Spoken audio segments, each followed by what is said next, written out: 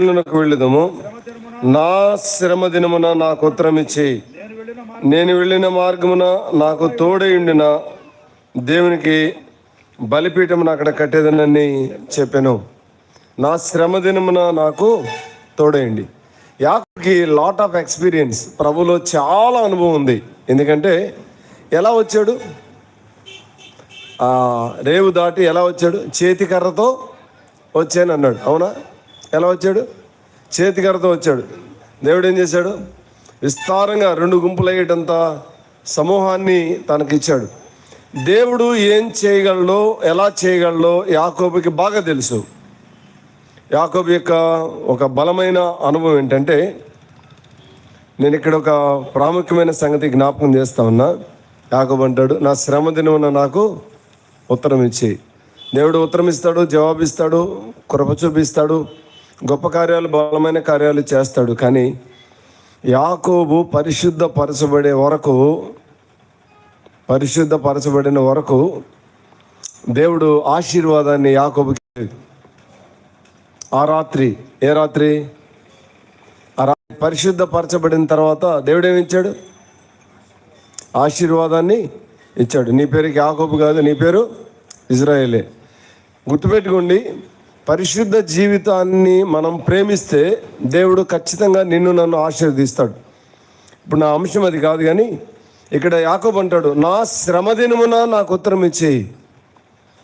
నువ్వు శ్రమలో ఉన్నప్పుడు అందరూ విడిచిపెట్టి వెళ్ళిపోతారు, కానీ నీకెళ్ళి చూస్తూ నిన్ను పట్టించుకొని నీ పక్కన కూర్చొని నీతో మాట్లాడేవాడు నీ ప్రభువే. అందరూ వెళ్ళిపోతారు, శ్రమల మధ్య ఎవరు ఉండరు. నిన్ను అర్థం చేసుకోలేకపోవచ్చు, లేకపోతే కఠినమైన మాట మాట్లాడుతున్నా, ఈ శామ్యులు వీడొక మెంటలోడు, వీడితో మన వల్ల కాదని విడిచిపెట్టేసి వెళ్ళిపోవచ్చు. శామ్యులు అంటే నన్నే, మీ పేర్లు చెప్పకుండా నా పేరు చెప్పుకున్నా కదా. అయితే ఇక్కడ ఈ లేఖనంలో మనం గమనించే మాట, శ్రమ దినమున ఉత్తరం ఇచ్చే దేవుడు. నీవు శ్రమల్లో ఉండగా అందరూ నిన్ను విడిచిపెట్టి వెళ్ళిపోవచ్చు, కానీ ప్రభు నిన్ను విడిచిపెట్టి వెళ్ళేవాడు కాదు. నువ్వు ఎల్లప్పుడూ ప్రభు వైపే చూడాలి. శ్రమలను దేవుడు ఎందుకు అనుమతిస్తాడు అంటే, ఎటు చూడండి ఒక ముఖ్యమైన సంగతి చెప్తున్నా. చాలాసార్లు మంది ఉన్నా, డబ్బులున్నా కదా, ఇంకా పనిచేసే వాళ్ళు ఉన్నా, మనలో చాలా టాలెంట్స్, వరాలు ఉన్నా అస్సలు మనం ఆగం, ఎవరు పట్టుకున్నా ఆగం కదా. వినపడుతుందా మీకు? వెనకున్న వాళ్ళకి వినపడుతుందా? ఆగం. కానీ దేవుడు కొంచెం మనల్ని ఆపి అప్పటిదాకా పైకి చూడం. ఎప్పటిదాకా? వరాలన్నీ ఆపరేట్ అవుతున్నప్పుడు, ఐశ్వర్యం ఉన్నప్పుడు, సంపదలు ఉన్నప్పుడు, మనుషులు ఉన్నప్పుడు పైకి చూడం. డబ్బులు పోతాయి, మనుషులు పోతారు, ఆరోగ్యం పోతుంది, అన్నీ పోతాయి, శ్రమానుభవం ఉంటుంది. ఎప్పుడు ఎటు చూస్తావు నువ్వు? అప్పుడు చూస్తావు ఎక్కడికి? పైకి. అయ్యా, అమ్మా, అప్పుడు అరుస్తావు. ఆ ఏడుపేది ముందే ఉండొచ్చు కదా. ఆ దారిలోకి రాం మనం, ఆ దారిలోకి రాం. శ్రమానుభవాన్ని దేవుడు ఎందుకు అనుమతిస్తాడంటే, ఆయన కఠిన హృదయుడై కాదు. దేవుడు ఎంత సర్వశక్తి కలిగిన వాడో నువ్వు అనుభవపూర్వకంగా ఎరగాలని దేవుని గొప్ప ఆశ. అనుభవపూర్వకంగా ఎరగాలని. నిన్ను ఎవరు ఎన్ని శ్రమలు వచ్చినా నిన్నెవరు లయపరచలేరు, నిన్నెవరు నాశనం చేయలేరు. యాకోబు అంటాడు, నా శ్రమ దినమున నాకు ఉత్తరం ఇచ్చి. నన్ను ఆదరించిన దేవుడు. శ్రమ వచ్చినప్పుడు యాకోబు రూపాంతరం అనుభవంలోనికి వచ్చాడా, నాశనం అయ్యాడా? ఎటు చూడండి, మీరు సమాధానం చెప్పాలి. రూపాంతరం అనుభవంలోనికి వచ్చాడా, లేకపోతే శ్రమలో నాశనం అయిపోయాడా? లాభంతో చెప్తాడు ఏమని, నీ గొర్రెలు కాయటానికి పగలు రాత్రి, నాకు పగలు విశ్రాంతి లేదు, రాత్రి నిద్ర నా కనులకు దూరమైంది. చాలా శ్రమ పడ్డాను, నా జీవితం నువ్వు 10 సార్లు మార్చావు, అయినా నేను నీతో ఏమీ పోట్లాడలేదు. మహిమగల దేవుడు నన్ను కనికరించాడు, నా ఇంట్లో కృప చూపాడు. అక్కడ కూడా మాట్లాడాడు ఇదే మాటలు. దేవుడు శ్రమలలో నిన్ను ఎన్నడూ విడిచిపెట్టాడు. శ్రమలలో ఏమవుతామంటే, చూడండి, శ్రమలలో ఏమవుతామంటే ఒక ఉన్నతమైన అనుభవంలోనికి వస్తాం. అప్పటి వరకు నువ్వు పొందని ఒక దివ్యమైన అనుభవంలోనికి నువ్వు వస్తావు. నిన్న ఆ ఉన్నతమైన అనుభవంలోనికి తీసుకొని రావడానికి దేవుడు శ్రమలను అనుమతిస్తాడు. ప్రపంచంలో ఆస్తి చేయలేని పని, ఐశ్వర్యం చేయలేని పని, సంపదలు చేయలేని పని, వరాలు చేయలేని పని ఒక్క శ్రమ చేసిద్ది. ఒక శ్రమ ద్వారా నీవు ఒక అద్భుతమైన వ్యక్తిగా మార్చబడే అవకాశం ఉంది. కాబట్టి శ్రమలో ఎటు చూస్తాం చెప్పండి? ఎటు చూస్తాం? ప్రభు వైపు చూసే అనుభవాన్ని కలిగి ఉంటాం. చూడండి, నిర్గమకాండం 1వ అధ్యాయం 12వ వచనం చూడండి. నిర్గమకాండం 1వ అధ్యాయం 12వ వచనం. త్వరగా. అయినను ఐగుప్తీయులు వారు శ్రమ పెట్టిన కొలది వారు విస్తరించి ప్రబలిరి. ఎటు చూడండి, శ్రమ పెడితే ఏం కావాలి? వాళ్ళు శ్రమ పెట్టింది ఎందుకు? నాశనం కావాలని కదా. కానీ వీళ్ళేమయ్యారు? విస్తరించి ప్రబలేరు. ఎంతకాలం చెప్పండి? ఎంతకాలం శ్రమ పెట్టారు? 400 సంవత్సరాలు. 400 సంవత్సరాలు శ్రమల కాలం అనేది దేవుడు ముందుగానే చెప్పాడు. మీకు కావాలంటే ఒకటి గుర్తు చేస్తాను రండి. ఆదికాండం 15వ అధ్యాయం 4వ వచనం. త్వరగా 15వ అధ్యాయం 14వ వచనం. ఆదికాండం 15:14 చూడండి. 400 ఏండ్లు వీరిని శ్రమ పెట్టుదురు. 400 ఏండ్లు వీరిని శ్రమ పెట్టుదురు. ఈ భాగంలో మనం గమనిస్తున్న మాట, వారు 400 ఏండ్లు వీరిని శ్రమ పెట్టుదురు. వీరు ఎవరికి దాసులు అవుదురు? ఆ జనమునకు నేను తీర్పు తీర్చదును. తర్వాత వారు మిక్కిలి ఆస్తితో బయలుదేరి వచ్చేదరు. ఎటు చూడండి,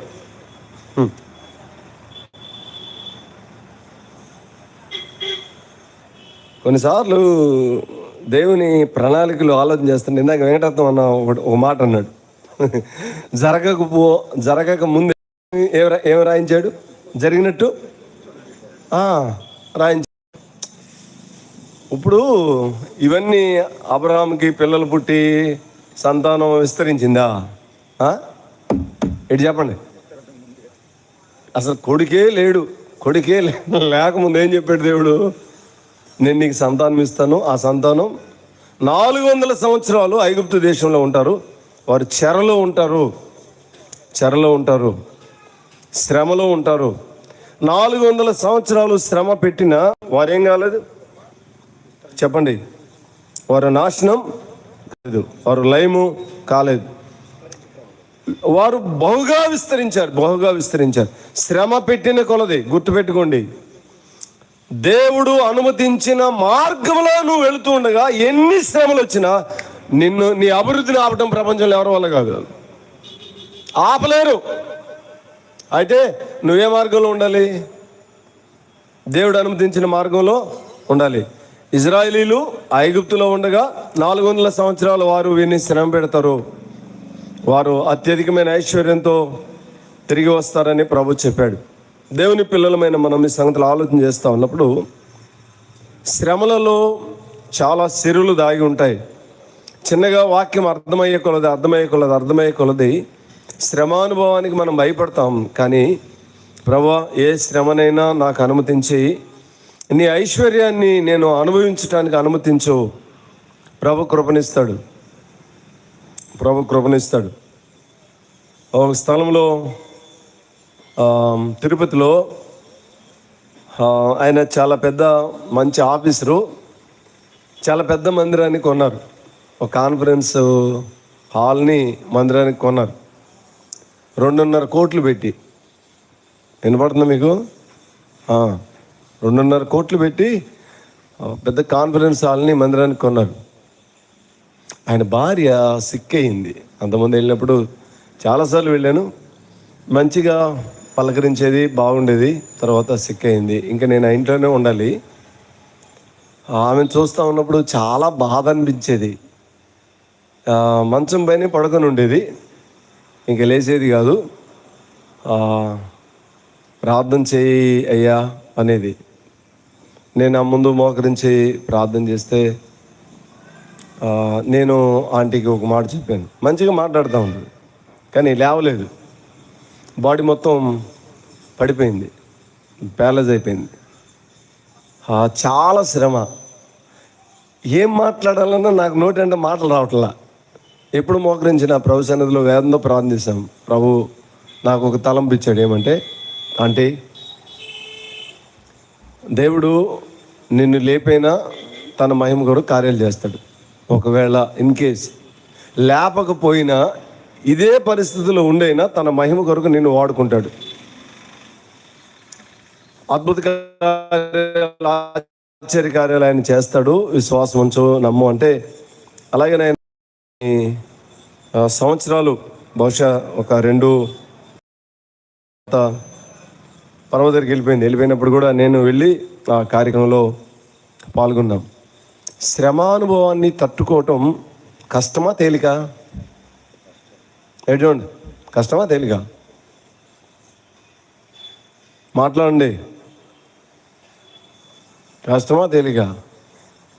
చాలా చాలా కష్టం. అయితే ఆత్మదేవుడు సహాయం చేస్తాడు. 400 సంవత్సరాలు వారిని శ్రమ పెట్టారు, కానీ వారు బహుగా వర్ధిల్లారు. దేవుని చిత్తానుసారంగా దేవుని మార్గాల్లో నేను ప్రయాణం చేస్తూ ఉన్నప్పుడు దేవుడు గొప్ప కృపను, కనికరాన్ని మన ఆయన విస్తరింపజేస్తాడు. శ్రమలలో దేవుడు మన ఎడల మన కుటుంబాల ఎడల విశేషమైన కృప చూపటం ఆయన యొక్క ముఖ్యమైన ఉద్దేశం. సమూయేలు 2వ గ్రంథం 22-28 చూడగలరా? 22-28.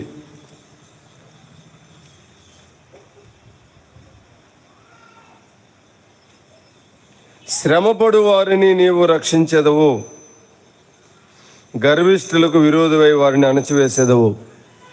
శ్రమలలో దేవుడు మనలోనికి తీసుకొచ్చేది ఏంటంటే, ఇటు చూడండి, మీ నగలు చూడండి. ఇందాక మైక్ ఏది? కార్డులేసి.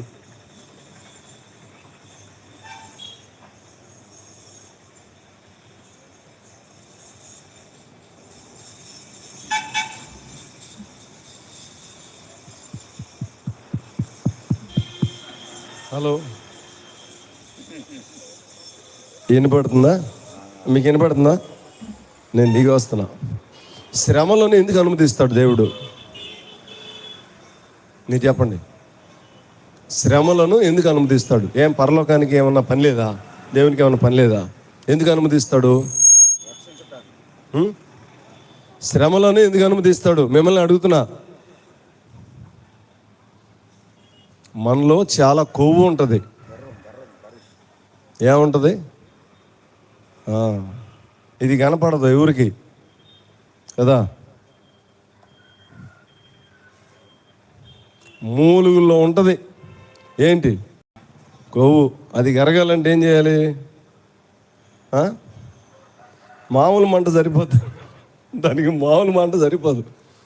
హైలీ బాగా పెట్టి మంట పెడితే అది చిన్నగా కరుగుతూ ఉంటుంది. ఎప్పుడన్నా ఎముకలు, ఒట్టి ఎముకలు వండుకొని తిన్నారా? ఎముకలు చారు తాగారా?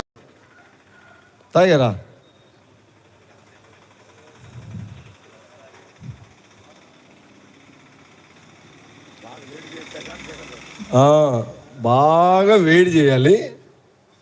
మన జీవితాల్లో దేవుడు శ్రమలను ఎందుకు అనుమతిస్తాడంటే, మనలో ఉన్న గర్వం, అహంకారం, చెడుతనం, పాపం, ఇవన్నీ ఈ మొత్తంతా ఏం కావాలి? పోవాలి. ఒక దాన్ని బడి పోవాలి. అన్నిటికంటే దేవునికి అసహ్యకరమైనది ఏంటంటే గర్వం. మనం పేదరికంలో ఉండొచ్చు, నల్లగా ఉండొచ్చు, తెల్లగా ఉండొచ్చు, ఎలా అయినా ఉండొచ్చు, కానీ కొన్నిసార్లు టన్నులు ఉంటుంది. ఏంటి? గర్వం. ఇప్పుడు అది పోవాలంటే ఏం చేయాలి?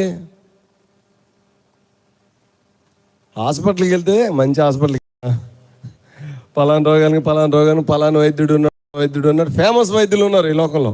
కానీ అంతరంగంలో ఉన్న గర్వాన్ని తీసేయటానికి ఫేమస్ వైద్యుడు ఎవరంటే ఆయనే.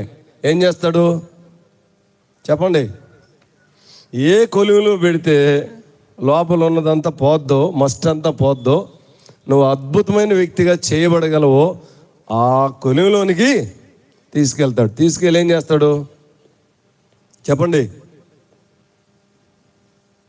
కాల్చాల్సిన వరకు కాలుస్తాడు, వేడి చేయాల్సిన వరకు వేడి చేస్తాడు, వేడి చేసి కాల్చి ఏం పోయేదాకా చూస్తాడు చెప్పండి? ఏం పోయేదాకా చూస్తాడు? మాట్లాడండి. కొవ్వంతా పోయేదాకా చూస్తాడు. ఇక్కడ చెప్పిన మాట ఏంటంటే కింద వచనంలో చెప్పాడు, గర్విష్ఠులను ఆయన ఏం చేస్తాడట చూడండి. గర్విష్ఠులకు విరోధనై వారిని అణచివేసేదను. గర్వాన్ని దేవుడు అణచివేస్తాడు, గర్వాన్ని సహించలేడు. చాలా మంది వాక్యాన్ని వింటారు, వాక్యానికి లోబడరు. లోబడతారా? లోబడరు. వాళ్ళకి నచ్చితే, వాళ్ళకి కొంచెం హత్తుకుంటే అప్పుడు కొంచెం లోబడతారు, లేకపోతే అస్సలు ఏందో చెప్పాడు కానీ అంటారు. అంటే ఎక్కదన్నమాట. ఎక్కకపోవటానికి కారణం ఏంటంటే శ్రమానుభవం లేకపోవటమే. శ్రమలలో దాగిన సిరులు అనే పుస్తకం ఉంది, మీకు బుక్ షాపుల్లో దొరికితే కొని చదవండి. శ్రమలలో దాగిన సిరులు ఎటు చూడండి. అది ఎలా ఉంటుందంటే చాలా బాగుంటుంది. భక్తుని జీవితంలో యోబు అంత గొప్ప భక్తుడు అని మనకి ఎలా తెలిసింది? అంత తీవ్రమైన శ్రమల గుండా ఆయన్ని తీసుకొని వెళ్ళబట్టే కదా ఈరోజు ప్రపంచానికి యోబు అంటే ఎలాంటి వాడో తెలిసింది. నా జీవితంలో కూడా ఎలాంటి వ్యక్తిత్వం మనకి ప్రపంచానికి తెలియాలి అంటే శ్రమానుభవం అవసరం. బట్ సేమ్ టైం మనలో దేవుడు సహించలేనిది, దేవుడు భరించలేనిది ఉంటుంది. ఏంటది? అహం. అర్థమవుతుందా? అహం పోవాలంటే ఏం కావాలి? అహం పోవాలంటే ఒకే పద్ధతి, శ్రమానుభవమే. నేను కొంచెం బుక్స్ ఎక్కువ చదివే అలవాటు ఉంది, ఇప్పుడు తగ్గింది. కానీ ఇంతకుముందు బాగా ఎక్కువ చదివామండి. అందులో ఒక ఏరోనాటికల్ ఇంజనీరు ఒక అనుభవాన్ని రాశాడు. భలే నాకైతే చాలా ఆశ్చర్యాన్ని కలిగించింది అది. అదేమంటే అంతరిక్షంలోనికి పంపే నౌకల్ని, అంటే రాకెట్స్ని, వాటి పైన ఉన్న ఆ ఇనుప ముక్కల్ని ఎలా పరీక్షిస్తారు అంటే ఆయన చెప్పాడు, నాకు భలే ఆశ్చర్యాన్ని కలిగించింది. అక్కడ టెస్ట్ చేసి వచ్చి ఇక్కడ దేవుని వాక్యం చదువుతుంటే అబ్బా వామ్మో, అది తెలుసుకోవడం నాకు చాలా ఆశ్చర్యాన్ని, సంతోషాన్ని కలిగించింది అన్నాడు. ఇంతకీ ఏం చెప్పాడంటే ఆయన ఒక మొక్కను తీసుకుంటారట, ఇనుప మొక్కని, దాన్ని బాగా హై టెంపరేచర్లో కాలుస్తారట. కాల్చి ఒక రకమైన కెమికల్లో దాన్ని చల్లారుస్తారట. తర్వాత మళ్ళీ కాలుస్తారట. ఇంత ముందుకు కాల్చిన దానికంటే ఇంకెక్కువైన వేడితో కాలుస్తారట. కాల్చిన తర్వాత మళ్ళీ దాన్ని కెమికల్లో ముంచుతారు. ఇట్లా కాల్చి ముంచి కాల్చి చల్లార్చి 10 సార్లు పైగా కాల్చి చల్లారుస్తారట. కాల్చి చల్లార్చినప్పుడు ఏం జరిగిద్దంటే అది పనికి రాకుండా పోద్దంట, లేకపోతే ఒక అద్భుతమైన ఆయుధంగా అది పనిచేసిద్దట. ఆయన అంటాడు, ఒకవేళ దానికి ప్రాణం ఉంది అనుకుందాం, ప్రాణం ఉంటే అదేం చేసిద్ది? కాల్చేటప్పుడు ఏం చేసిద్ది? అబ్బా అయ్యా చంపేస్తున్నారా నాయన అంటదా? అందా? ఎన్నిసార్లు చెప్పండి, ఎన్నిసార్లు? ఆయన అంటాడు, అంతరిక్షంలో ఒకవేళ 100% వేడిని ఎదుర్కోవాలనుకో, అది దాన్ని 1000% వేడిని ఎదుర్కొనేదానిగా సిద్ధపరిచి అప్పుడు దాన్ని అంతరిక్షంలోకి పంపిస్తారు. ఒక విలువైన పని కొరకు దేవుడు నిన్ను సిద్ధపరచాలి అంటే నువ్వు శ్రమానుభవం గుండా వెళ్ళాలి. శ్రమలు నాకు వద్దంటే శ్రమ లాగొద్దంటే దేవుని పిల్లలమైన మనం మన జీవితాల్లో శ్రమ విలువైన పని కొరకు దేవుడు మనల్ని తీసుకుని వెళ్ళడానికి కొరకు చేస్తాడు. బట్ సేమ్ టైం మనలో ఉన్న మలినాన్ని, గర్వాన్ని, అతిశయాన్ని ఏం చేస్తాడు? శ్రమల ద్వారా తీసేస్తాడు. నేను సీరియస్గా ఒక మాట చెప్తున్నా, మీరు జాగ్రత్తగా వినండి. కొంతమందికి ఆల్రెడీ శ్రమల కాలం స్టార్ట్ అయింది, శ్రమల కాలంలో ఉన్నారని తెలుసుకోండి. కొంతమందికి ఇంకా స్టార్ట్ అయ్యిద్ది త్వరలో. వినపడుతుందా మీకు? శ్రమల కాలం స్టార్ట్ అవ్వాల.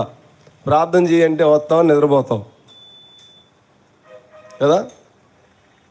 శ్రమల కాలం స్టార్ట్ అయితే ఫోన్ పెట్టేసినా నిద్ర రాదు. ఎందుకని? ఫోన్ బెడ్ కదా, పడుకోగానే హాయిగా నిద్ర వచ్చింది. అట్లాంటిది వేసినా కానీ ఏం రాదు, నిద్ర రాదు. గుర్తుపెట్టుకోండి, శ్రమల గుండా దేవుడు నిన్ను నన్ను తీసుకెళ్ళేది ఆయనకి వేరే ఉద్దేశం కాదు. నిన్ను ఐశ్వర్యవంతురాలుగా, భాగ్యవంతునిగా చేయటం కొరకు. ఇది మనం అర్థం చేసుకొని ముందుకు సాగాలి.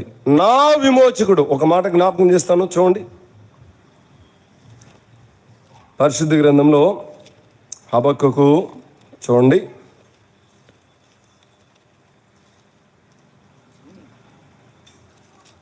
ఒక్క నిమిషం.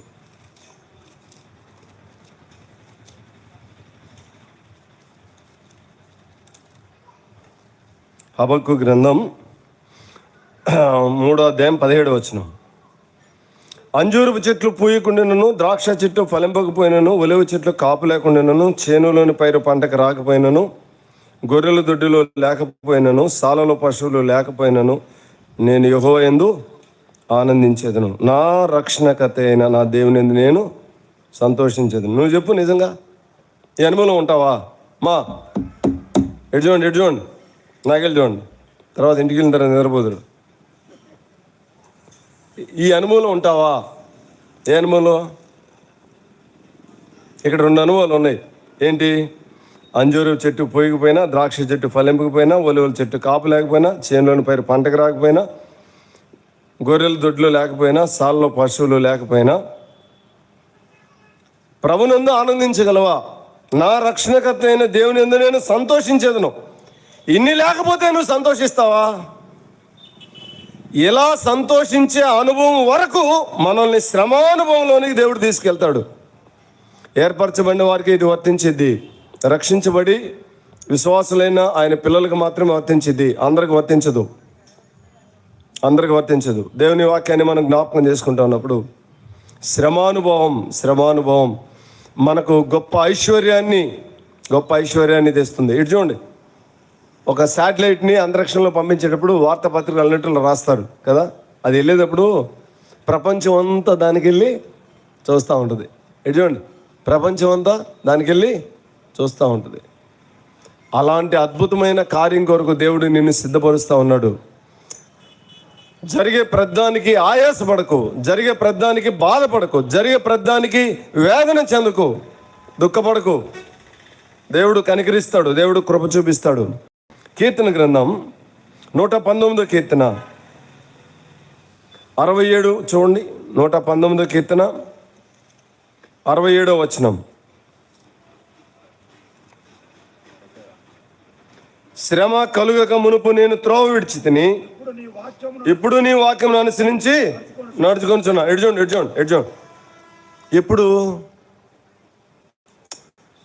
చూడండి. శ్రమ కలగక ముందు వాక్యాన్ని అనుసరించే అనుభవం లేదు కదా. ఇట్ట పట్టుకొని కూర్చున్నారు కొంతమంది తల్లిదండ్రులు. ఎట్ట తల పట్టుకొని, ఎందుకు అన్నాను రా ఈయనని కదా. వాడు ఇష్టానుసారంగా ప్రవర్తిస్తూ ఉన్నప్పుడు, ఇష్టానుసారంగా జీవిస్తూ ఉన్నప్పుడు బాధ పడుతూ ఉంటారు. ఏదో ఒక శ్రమ ద్వారా దేవుడు తాకి వారిని రక్షించి తన మహిమ కొరకు వాడుకుంటున్నప్పుడు ఆ శ్రమ ద్వారా వారు పట్టబడతారు. ఇక్కడ జ్ఞాపకం చేసిన ఒక ముఖ్యమైన తలంపు ఏమంటే, శ్రమ కలుగక మునుపు, శ్రమ నీ జీవితంలోనికి రాక మునుపు నువ్వు దారి తప్పి ప్రవర్తిస్తూ ఉన్నావు. కానీ శ్రమ వచ్చిన తర్వాత వాక్యాన్ని అనుసరించిన శ్రమ, ఇటు చూడండి, శ్రమ నిన్ను నన్ను ఏం చేస్తుందంటే వాక్య సరిహద్దుల్లోనికి తీసుకొచ్చి కడుతుంది. వాక్యంలోనికి తీసుకొచ్చి కడుతుంది. దేవుని పిల్లలమైన మనం శ్రమలలో వాక్యాన్ని నేర్చుకునే అనుభవాన్ని మనం కలిగి ఉంటాం. దైవజనుడు అన్నాడు, యెహోవా నన్ను కఠినంగా శిక్షించను కానీ మరణమునకు అప్పగించలేదు. కఠినంగా శిక్షిస్తాడు. ఒకటే, వాక్యం మన జీవితాల్లో లేకపోతే వాక్యాన్ని అనుసరించి బ్రతికే వారిగా ఉండటానికి దేవుడు చేసే పని ఏంటంటే శ్రమానుభవమే. ఏ శ్రమైనా ఆర్డర్లో ఉంటాయి, పలాంది నీకు ఏది సూట్ అవుతావు దాన్ని అనుమతిస్తాడు. అంతే, గింగరాలు తిరుగుతావు.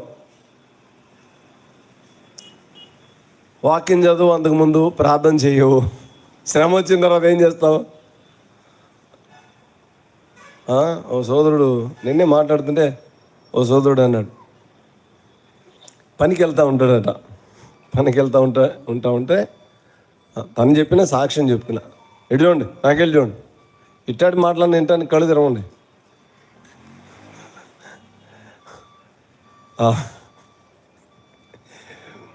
మనసులో అనుకుంటున్నాడంట ఏమనంటే, ఆదివారం పనికి వెళ్తే బాగుంటుంది, ప్రార్థనకి వెళ్ళకపోయినా ఇబ్బంది ఏమి లేదులే అని అనుకుంటా ఉంటే ఫోన్ వచ్చిందంట సాయంకాలానికి, నీ కొడుకు చెరువులో పడ్డాడు, చచ్చిపోయే పరిస్థితిలో ఉన్నాడని. వెంటనే ఎక్కడ తీర్మానం చేసుకున్నాడు, అయ్యా చచ్చినా కానీ ఇక పనికి వెళ్ళిన జీవితకాలంలో చచ్చినా కానీ పనికి వెళ్ళను. వెళ్ళిన తర్వాత ఆయన అంటాడు, దుఃఖంతో చెప్పాడు, అన్నా రెప్పపాటులో తప్పించాడు అన్నా నా బిడ్డని, లేకపోతే చేతిలో శవంగా వేసుకొని రావాల్సి వచ్చేది. మనల్ని సరి చేయటానికి దేవుడు, ఆయనకి బోల్డ్ ఆయుధాలు ఉన్నాయి. ప్రతిదానికి ఆయాసపడకు, ప్రతిదానికి దేవుని పైన కష్టపడకు. అద్భుతాలు చేస్తాడు. నువ్వు ఆయన దారిలోనికి వచ్చి దేవుని వాక్యాన్ని గైకొని దైవ చిత్తానుసారమైన కార్యాలు చేసే వ్యక్తిగానే ఉండాలనేది దేవుని ఆశ.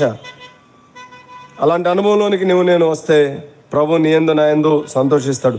71వ వచనం కూడా చూడండి, నీ కట్టడలను నేను నేర్చుకున్నట్లు శ్రమ నుండి ఉండుట నాకు మేలాయను.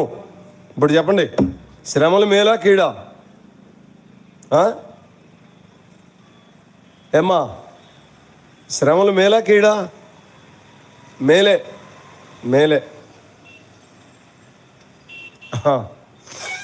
ఒకసారి ఓడలో ఒక ఆమె ప్రయాణం చేస్తూ ఉంటే పాప ఆమెకి తెలీదు, టికెట్లోనే అన్ని భోజన వసతి అంతా ఉందని తెలియదు ఆమెకి. కొడుకు టికెట్ తీసిచ్చి ఓడెక్కిస్తే ఆమె రావాలి. ఇంచుమించుగా ఒక 20 రోజులు పట్టింది ఆ ఓడ ప్రయాణం. ఆ దినాల్లో చాలా తక్కువ స్పీడ్తో వచ్చాయి. ఆమెకి అనారోగ్యం వస్తే ఇంకా ఓట్స్ ఉన్నాయి కదా, ఆ ఓట్స్ మాత్రమే ఉన్నాయి ఆయన దగ్గర. అవే తింటా, మంచినీళ్ళు తాగుతా 20 దినాలు అలాగే ప్రయాణం చేసిన తర్వాత ఆమెకి కొంచెం నలతగా ఉంటే వచ్చిన తర్వాత, అమ్మా ఈ అనారోగ్యం డాక్టర్ చూపించుకుంది. డాక్టర్ చూపిస్తే డాక్టర్ అన్నాడు, ఈ అనారోగ్యం నీకు ఎప్పటి నుంచి ఉందమ్మా అన్నాడు. నేను ఓడెక్కిన దగ్గర నుంచి నేను ఇదే కండిషన్లో ఉన్నానయ్యా అని చెప్పింది. అయితే నీకు ఒక రకమైన వ్యాధి వచ్చింది, అది తగ్గిపోయింది. దానికి మేమిచ్చే మెడిసిన్ ఏంటంటే ముందు ఆహార నియమాన్ని పాటించాలి. ఓట్స్ మాత్రమే అనుమతిస్తాం. ఏమనుమతిస్తాం? ఓట్స్ మాత్రం అనుమతిస్తాం. ఆమె అక్కడే మోకరించి ప్రభువును స్తుతించింది. దేవా, నువ్వు ఎంత నమ్మదగిన దేవుడు. ఏ డాక్టర్ లేడు, ఎవరు చెప్పేవాళ్ళు లేరు, దేవుడే అద్భుతమైన కృపను చూపిస్తాడు. చాలాసార్లు మన జీవితాల్లో అట్లాంటి కృపను అనుభవిస్తాం. శ్రమానుభవము నొంది ఉండుట నాకు మేలాయను.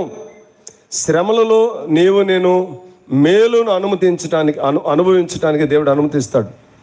చూడండి, మీకు మాట చెప్తాను, జాగ్రత్తగానండి. 2 గంటలు నవ్వావు, 2 గంటలు నవ్వావు. తర్వాత ఏమైనా 2 గంటల తర్వాత, 2 గంటల 10 నిమిషాల తర్వాత కూర్చొని ఆలోచించి ఏమన్నా నీ ఆత్మకి ఏమన్నా సంతోషాన్ని కలిగించిన విషయం ఏమైనా ఉంటుందా? నువ్వేవు 2 గంటలు ఆళ్ళతో ఏళ్ళతో పడి పడి పడి పడి నువ్వేవు, ఏముండదు. మనందరికి అనుభవాలే. కానీ ఆత్మీయ జీవితంలో నీ అపరాధం విషయమై, నీ దోషం విషయమై ఓ పావుగంట ఏడ్చావు దేవుని సన్నిధిలో. హృదయం ఎలా ఉంటుంది? చాలా చాలా నెమ్మదిగా, తేలిగ్గా, సంతోషంగా ఉంటుంది, ఆనందంగా ఉంటుంది.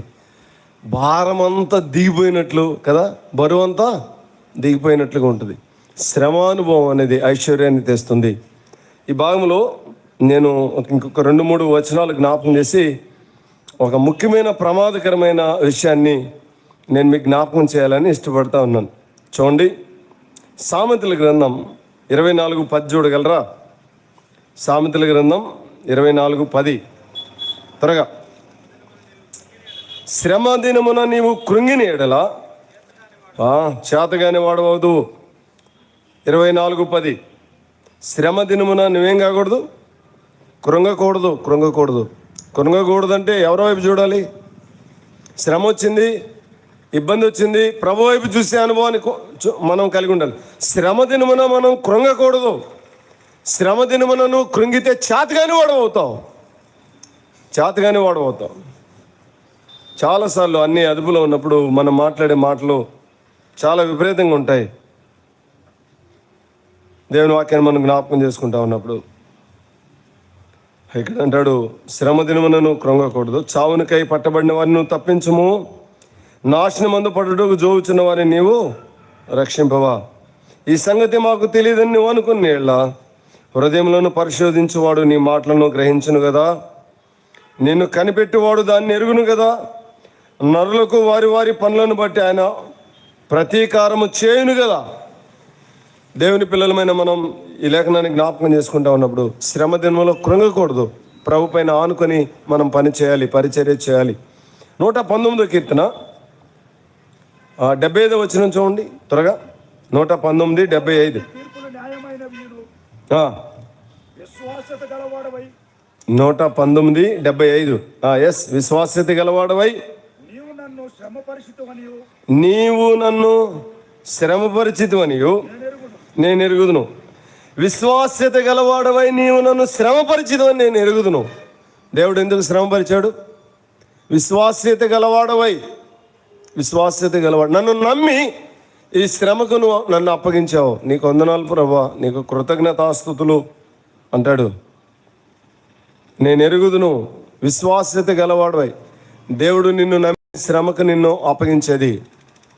యోబును నమ్మి దేవుడు శ్రమకు అలా అప్పగించాడో, హగ్గై జీవితంలో, హబక్కూకు జీవితంలో ఎలాంటి అనుభవం గుండా వారు వెళ్ళారో మన జీవితాల్లో కూడా అట్టి అనుభవం గుండా దేవుడు నిన్ను నన్ను తీసుకెళ్తాడు.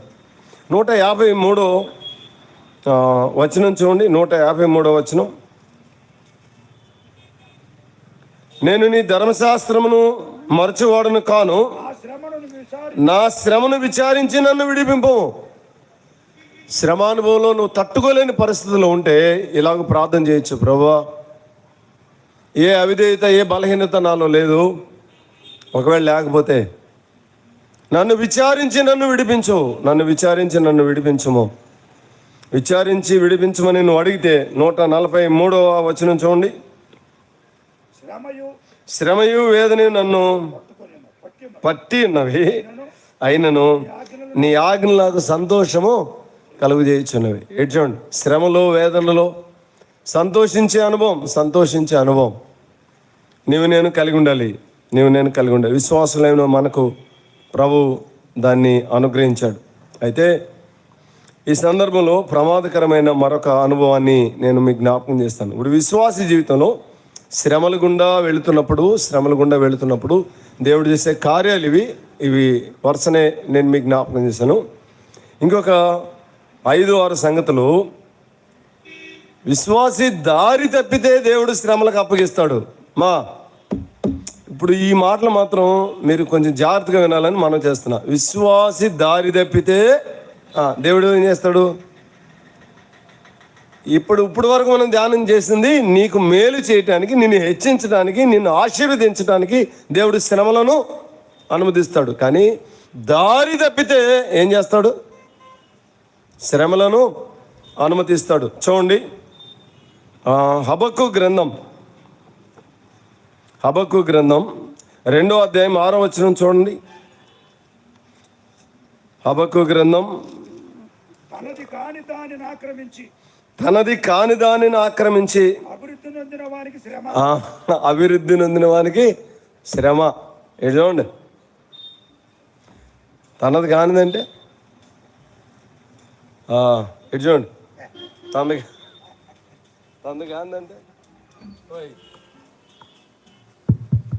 తనది కాందంటే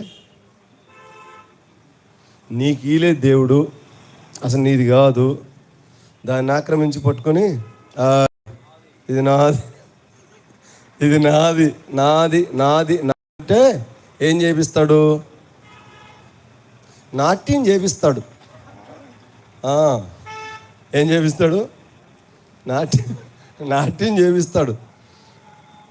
చాలాసార్లు నీది కాని దాన్ని నువ్వేం చేస్తా ఉన్నావు? నాది అంటా ఉన్నావు. నేను తెగించి చెప్పాలనుకుంటున్నా ఈ విషయాలు. ఇటు చూడండి, నాకెళ్ళి చూడండి. నీది కాని దాన్ని నువ్వేం చేయకూడదు? ఆక్రమించకూడదు. మీ ఇళ్లలో మీ కాని వస్తువులు ఉన్నాయి కొన్ని, మర్యాద ఇంటికి వెళ్ళిన తర్వాత లెక్క చూసుకొని ఇచ్చేయండి.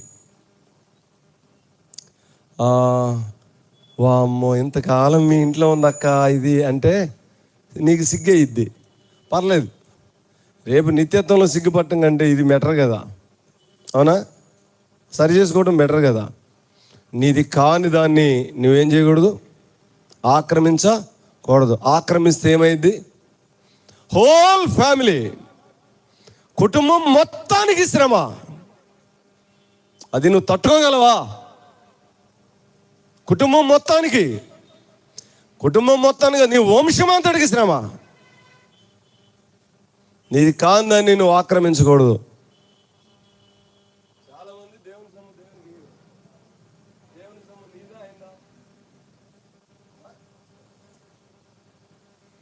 దేవుని సొమ్ము నీదా అయిందా?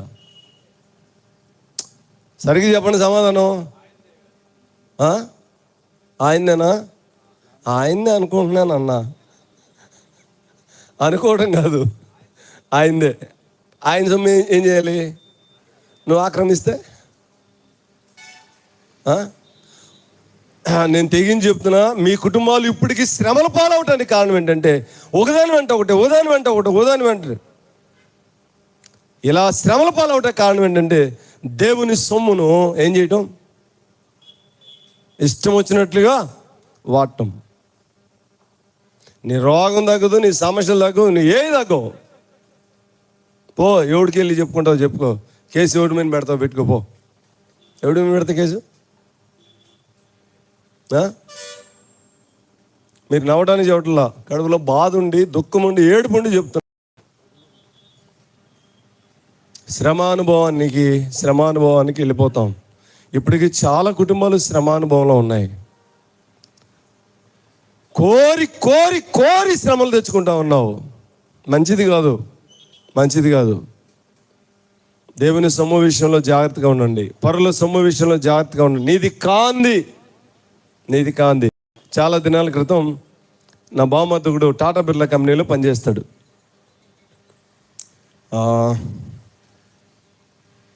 పనిచేస్తూ ఉంటే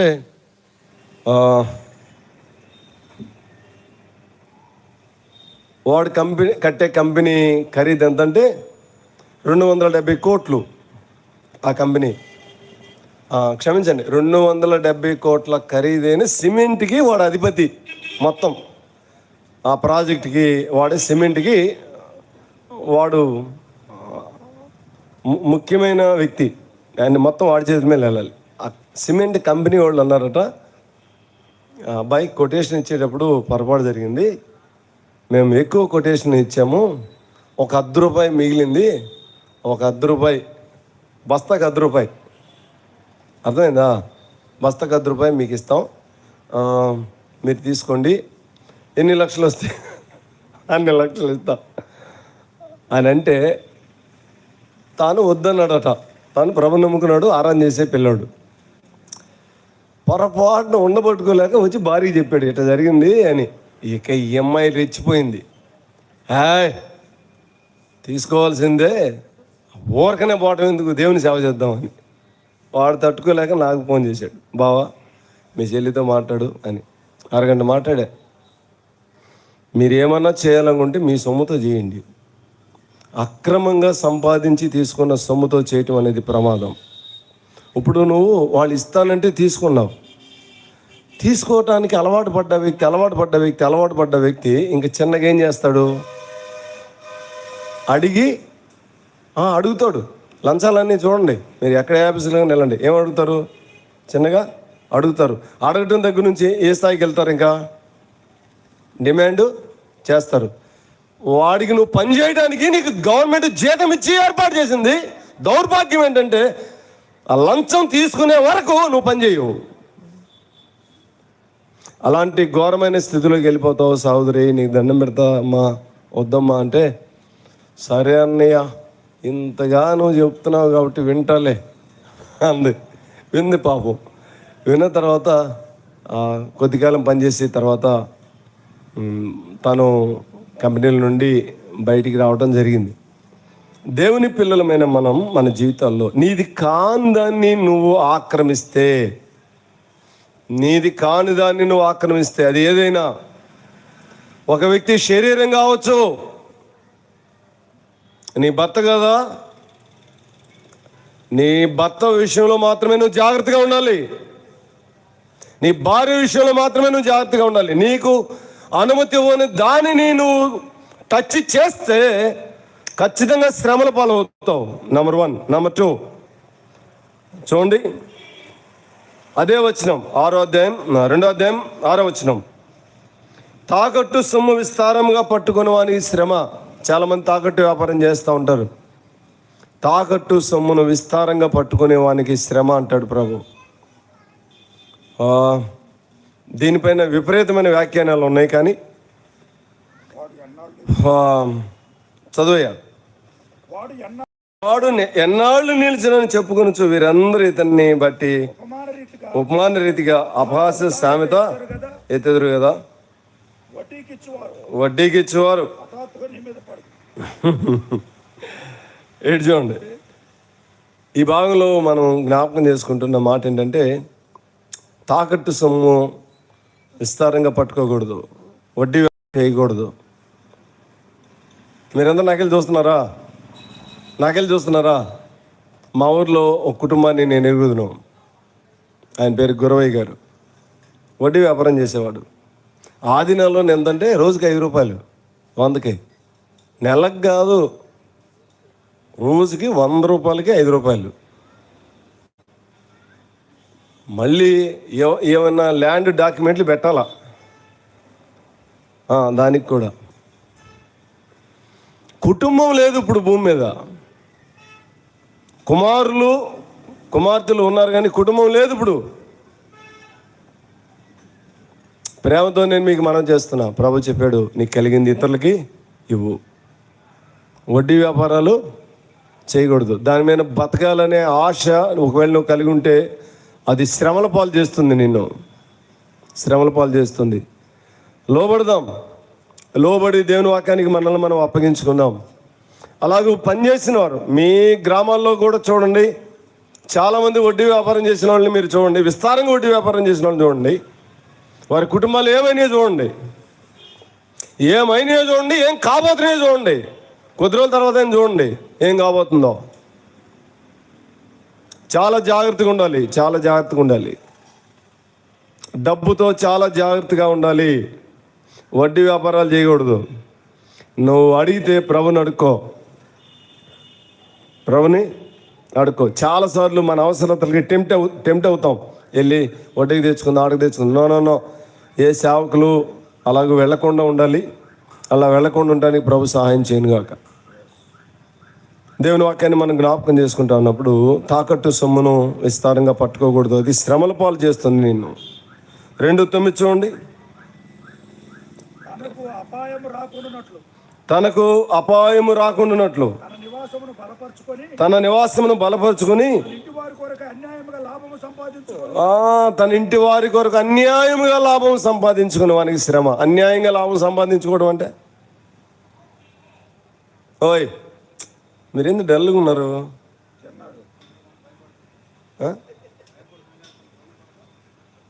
మరి ఎంత డల్గా ఉంటే అట్టా? నిజంగా భయపడుతున్నారా? భయం ఏమైనా కలుగుతుందా? భయపడితే దేవుని స్తోత్రం, మంచిదే.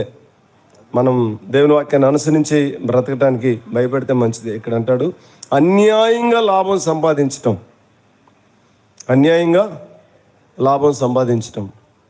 అన్యాయంగా లాభం సంపాదించి తన ఇంటి వారి కొరకు అన్యాయంగా లాభం సంపాదించడానికి శ్రమ.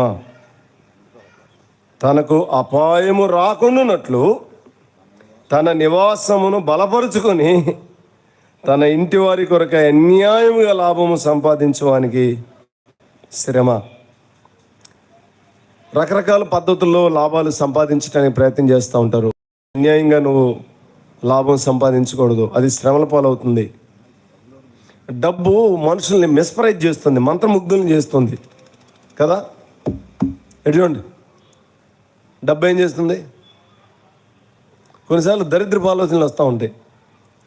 ఏమంటే ఎవడన్నా పోతా ఒక సూట్ కేసు పడేయకూడదు. ఏంటి డబ్బు సూట్ కేసు పడేస్తే ఓసారి ప్రభు ప్రశ్నించండి నన్ను, ఒరే నీకు 10 కోట్లు ఇస్తా, ఏం చేస్తావు? ఓడిపోయాను నేను. ఖచ్చితంగా తప్పు పాపం చేయడానికి అవకాశం 100% కాదు, 200% ఉంది. 100% కాదు, ఎంత? 200% ఉంది. దేవుడు మనల్ని ఈ స్థితిలోనే ఉంచుగాక, మన అవసరతలన్నీ తీర్చుగాక, ప్రభు మనల్ని కనికరించుగాక. అంతేగాని నాకు వద్దు. సులభను ప్రార్థన చేశాడు, ఏమని? అయ్యా నాకు ఎక్కువ డబ్బులు ఇయ్యద్దు. ఎందుకని? కడుపు నిండి యెహోవా ఎవడు అంటానేమో, నన్ను అడుక్కు తినేటట్టు చేయొద్దు, నన్ను ఈ స్థితిలో దేవుడు ఉంచాడని నిన్ను దూషిస్తానేమో. తినటానికి ఇవ్వయ్యా చాలు, ఏ పూటకి ఆ పూట ఇవ్వ చాలు. మనం న్యాయమైన సొమ్ముతో జీవనం సాగించే అనుభవాన్ని కలిగి ఉండాలి. మనసు చాలాసార్లు మంచిది కాదు, అది విపరీతమైన ఆలోచనలు కలిగి ఉంటుంది. నీ స్వబుద్ధిని ఆధారం చేసుకోనొద్దు. ఏం ఆధారం చేసుకోవద్దు? స్వబుద్ధి నిన్ను చాలాసార్లు ఏం చేసింది? రాంగ్ రూట్లోనికి నడిపించింది. దేవుని వాక్యాన్ని ఇంకా 2-3 మాటలు జ్ఞాపకం చేస్తాను, చూడండి. హబక్కు గ్రంథం 2:12 చూడండి. 2:12 నరహత్య చేయుడు చేత పట్టణమును కట్టించువానికి శ్రమ, దుష్టత్వమును జరిగించు చేత కోటను స్థాపించువానికి శ్రమ. చూడండి ఇక్కడ ఏమున్నాయి? దుష్టత్వం చేత కోటను స్థాపించకూడదు, నరహత్య చేత పట్టణమును కట్టించకూడదు. చూడండి, హైదరాబాద్లో జరిగిన సంఘటన ఒకటి చెప్తాను, చాలా బాధేసింది. ఎవరి దగ్గరికి వెళ్ళాడు, వాడన్నాడట, అరే ఈ అపార్ట్మెంట్ కట్టించాలంటే మీరు నరబలి ఇవ్వాలి అని చెప్పాడట. ఏం బలి? దేవుడు ఊరకే రాయించలా, ఈ దౌర్భాగ్య పనులన్నీ జరుగుతూ ఉన్నాయి. వాళ్ళు విన్నారు, ఇంటి వాళ్ళు విని, చాలా పెద్ద లోతైన గొయ్యి అది, దరిదాపుగా ఒక 15 అడుగుల పైనే ఉంటుంది లోపలికి. ఇంకా ఆ పని చేసేవాళ్ళు దిక్కుమొక్కు లేని వాడిని ఒకరిని దింపారు, ఉద్దేశపూర్వకంగానే దింపారు. అవి తీగలు కట్టాలి, పోయి కట్టని. వాడు వెళ్ళి తీగలు కడుతూ ఉండగా 2 ట్యాంకర్ల నుండి కంకరు ఆ గొయ్యిలో కుమ్మరించేశారు. అక్కడే పడి చనిపోయాడు. దేవుడు దీన్ని దృష్టిస్తాడా, దృష్టించడా? చెప్పండి. ఆ ఇల్లు క్షేమాభివృద్ధి పొందిద్దా?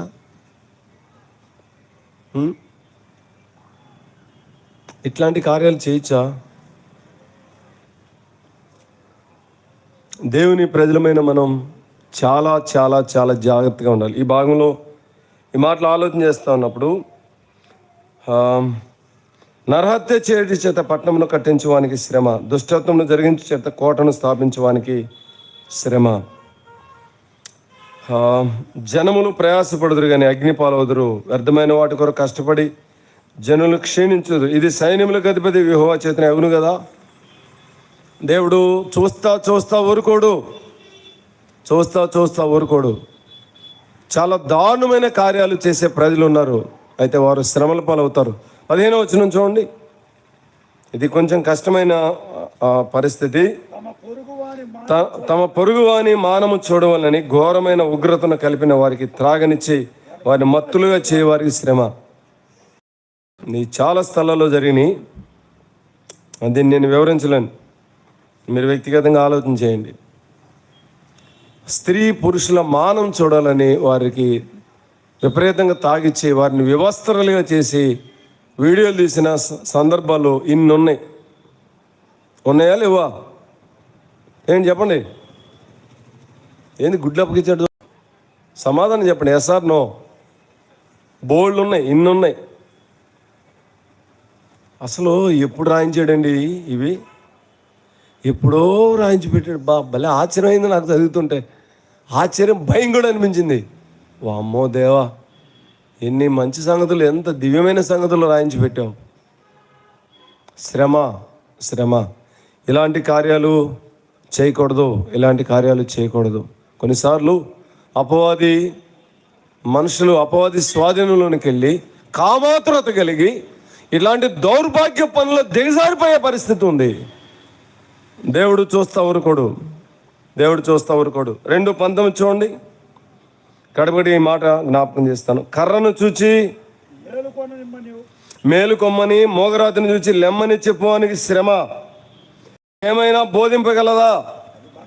అది బంగారుతోను వెండితోను పోతపోయబడి కానీ దానిలో శ్వాసం ఎంత మాత్రమో లేదు. అయితే యెహోవా తన పరిశుద్ధాలయంలో ఉన్నాడు, ఆయన సన్నిధిని లోకమంతే మౌనముగా ఉండునుగాక. ఆమేన్. దేవుని పిల్లలమైన మనం సహోదరులారా, కర్ర దగ్గర కానీ రాయి దగ్గర కానీ ఎక్కడనూ తల వంచకూడదు. వాటన్నిటికంటే నువ్వు విలువైన వాడివి. ఏ విగ్రహం ముందు నువ్వు తల వంచకూడదు. అది బంగారం కానీ వెండి కానీ మరి ఏదైనా కానీ వాటన్నిటికంటే విలువైన వాడు. కారణం ఏంటంటే అందులో జీవం లేదు, నీలో ఏముంది? జీవం ఉంది. జీవము కలవాడు జీవము లేని దాని ఎదుట వంచకూడదు. వంచితే వానికి శ్రమ. దేవుని వాక్యాన్ని మనం జ్ఞాపకం చేసుకుంటా ఉన్నప్పుడు విశ్వాసీ జీవితంలో శ్రమానుభవం వేరు, పాపానికి అప్పగించుకొని ఇష్టానుసారంగా బ్రతికే వ్యక్తులకి శ్రమానుభవం వేరు. ఎటు చూడండి, ఈ మాట జ్ఞాపకం చేసి నేను ప్రార్థన చేస్తాను.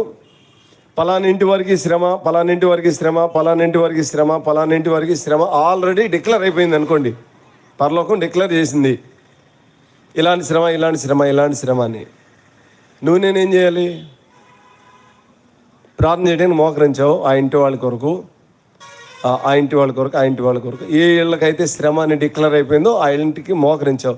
ఏం చేయాలి? ప్రార్థన ఏం చేయాలి? మాట్లాడండి. ఏమని ప్రార్థన చేయాలి?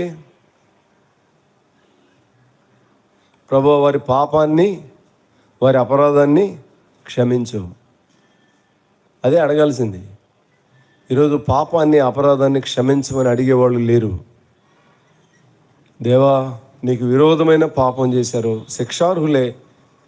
ప్రభువా, నీవు న్యాయవంతుడైన దేవుడివే, వారిని క్షమించయ్యా అని ఆయన పాదాల మీద పడి అంగలార్చగలిగితే, రోధించగలిగితే, ప్రలాపించగలిగితే దేవుడు ఏం చేస్తాడు? చూడండి, మీకు ఒక అద్భుతమైన ఇన్సిడెంట్ చెప్తాను. 40 రోజుల్లో నినివే పట్టణం నాశనం అయిపోతుందని చెప్పమన్నాడు వెళ్ళి. అవునా? 40 రోజులు ఏం కాబోతుంది? నినివే పట్టణం నాశనం కాబోతుంది.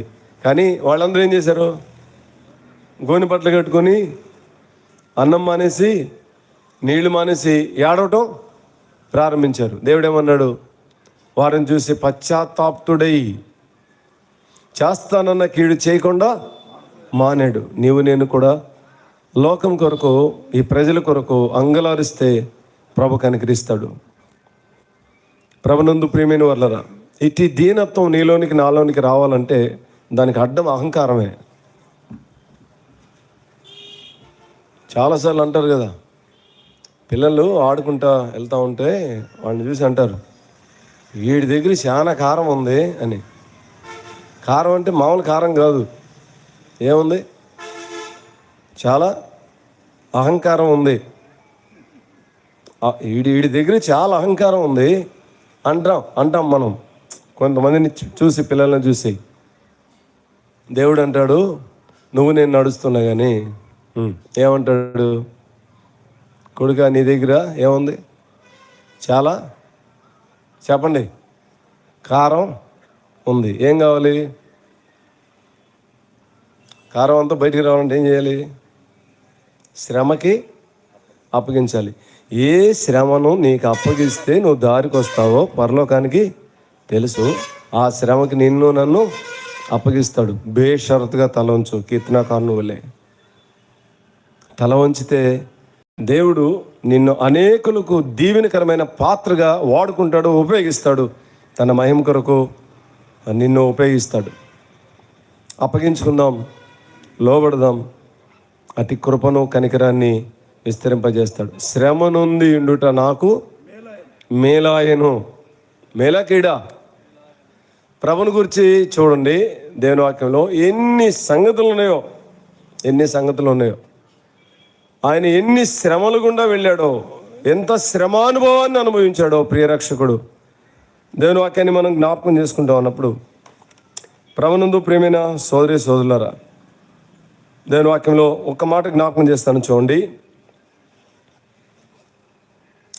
మార్కు సువార్త 9:12 చూడండి. మార్కు సువార్త 9:12. అందుకు ఆయన, ఏలియా ముందుగా వచ్చి సమస్తము చక్కబెట్టిన మాట నిజమే, అయినను మనుష్య కుమారుడు అనేక శ్రమలను పడి తృణీకరింపబడవలని వ్రాయబడిన మాట ఏమిటి? అనేక శ్రమలను ఆయన అనుభవించాడు. లోక 9:22 చూడండి. లోక 9:22. 9:22. మరియు మనుష్య కుమారుడు బహుశ్రమలను పొంది పెద్దల చేతను, ప్రధాన యాజకుల చేతను, శాస్త్రుల చేతను విసర్జించబడి చంపబడి మూడో దినము లేచును. శ్రమానుభవానికి అప్పగించుకొనగా నీకు నాకు రక్షణ కలిగింది, పాపక్షమాపణ కలిగింది. ఆయన శ్రమకే కానీ అప్పగించుకొని ఉండకపోయింటే నీకు నాకేమీ లేదు, పరలోకమే లేదు, దేవుడనే మాట ఎత్తడానికి లేదు. ఆయన నీ కొరకు నా కొరకు వధించబడ్డాడు కనుక, శ్రమ తెచ్చుకున్నాడు కనుక నీకు నాకు రక్షణ, పాపక్షమాపణ కలిగింది. నీవు నేను పొందవలసిన శ్రమల్లో విధేయత నేర్చుకొని ప్రభుని గణపరిచే అనుభవాన్ని కలిగి ఉందాం. అటు కృప మహిమగల దేవుడు మన ఏళ్ళ విస్తరింప చేయనుగాక. తల ఉంచండి, ప్రార్థన చేద్దాం.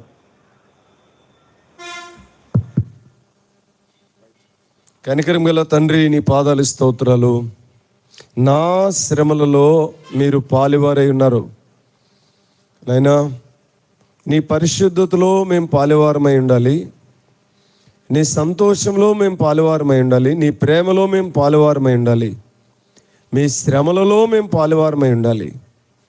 శ్రమానుభవాన్ని గురించి ఆలోచన చేస్తూ ఉన్నప్పుడు భయపడి లోబట్టానికి కృపనివ్వమని, దయగల మీ హస్తాలకు, కనికరం గల మీ హస్తాలకు మమ్మల్ని అప్పగించుకుంటూ, దేవా అన్ని విషయాల్లో కృపను, కనికరాన్ని, దయను, వాత్సల్యతను మీరు మా ఇళ్ళ విస్తరింపజేసి మహిమ పొందమని, నీ దీవెన ఆశీర్వాదం మీరు మా పైన ఉంచమని కృపగల నీ హస్తాలకు మమ్మల్ని అప్పగించుకుంటూ, యేసయ్య పరిశుద్ధ నామమున కృతజ్ఞతాస్తుతులు చెల్లిస్తూ ఇక్కడున్న సంఘాన్ని, పరిశుద్ధులను, బాధ్యత కలిగి కార్యక్రమాన్ని అంతటినీ నడిపించిన మీ దాసులను జ్ఞాపకం చేసుకుని మీ దీవెన ఆశీర్వాదాలతో మమ్మల్ని పంపండి.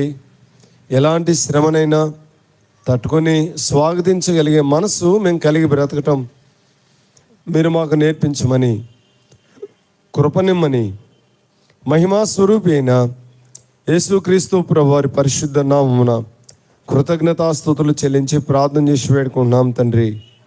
ఆమేన్.